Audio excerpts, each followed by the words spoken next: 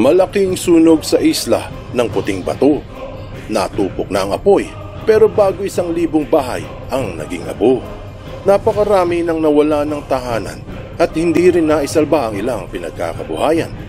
Magulo sa evacuation center ngayon, siksikan at marami ang napuyat dahil sa gutom. Pero hindi naman tumitigil ang mga sangay ng gobyerno sa pagbigay ng sari-saring tulong. Natuklasan na raw ang pinagmula ng apoy sa itaas ng isang bahay sa Tres Purok. Siguradong magugulat ka sa malalaman mo na isang beses na nagkasunog na doon sa Isla Puting Bato at may nakitang kalalakihang nagsimula ng apoy. Kaya may hinalang hindi aksidente ang sunog noong linggo. Mayroong mga naniniwala at marami din namang naghihinala. Ang tanong, totoo ba?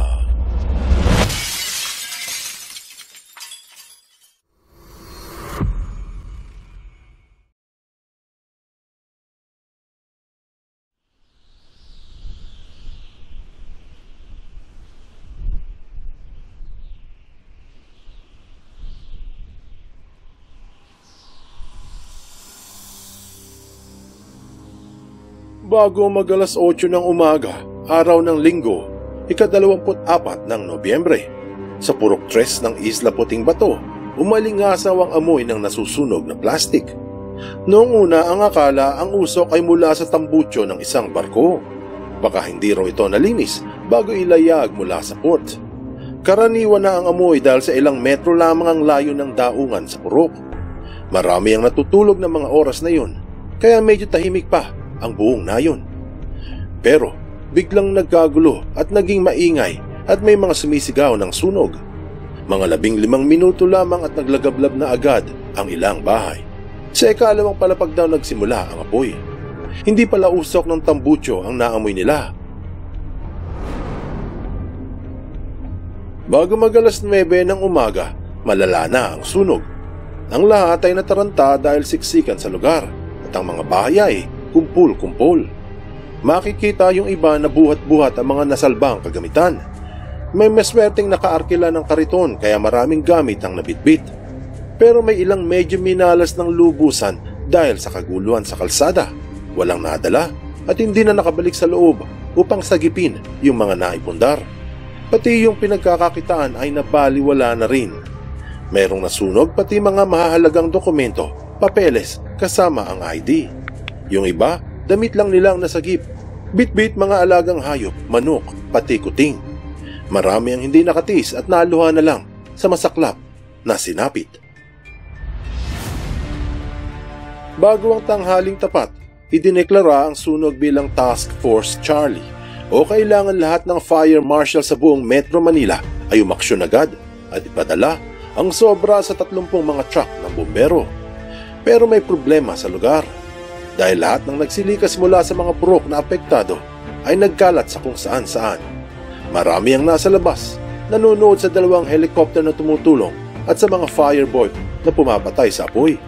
Alas 2 ng tanghali, usok na lang halos ang napansin sa Purok 3. Alas 4, wala na ang apoy. Abo na lang ang natira sa mga bahay doon. May nagpakain pa ng tsampurado gabi ng linggo habang tulala pa yung iba sa kanilang naranasan. Pero ang tanong ay, aksidente nga ba ang sunog? Now I can barely stay out that long. Not only is the heat unlikely to dissipate, it has a 50% chance of intensifying in the coming days. More than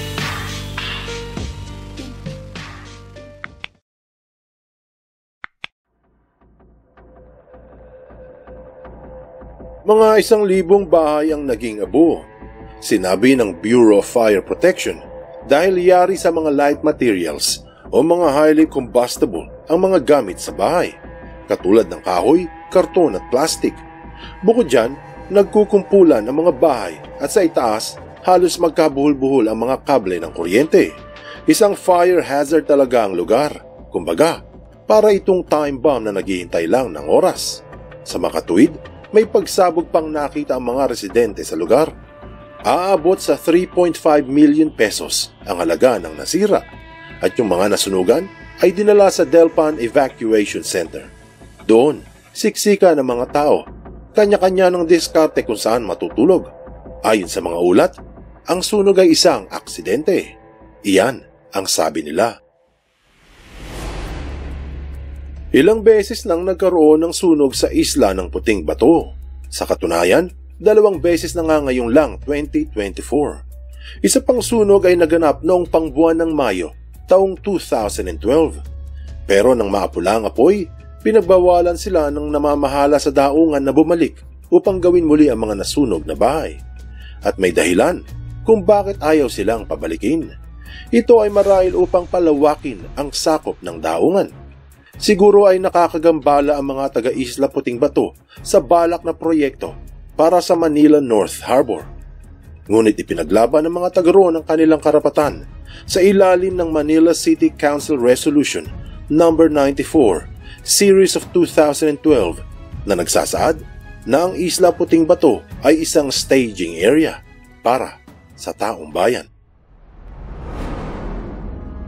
Natapos na sana ang problema ng mga taga roon, pero noong ding taong 2012, mayroong nakita ang mga residente na 3 kalalakihang nagsasaboy ng gasolina sa gilid ng mga bahay. Hinabol ito ng mga taga roon, pero hindi nahuli dahil sumakay sila sa isang maliit na motorboat.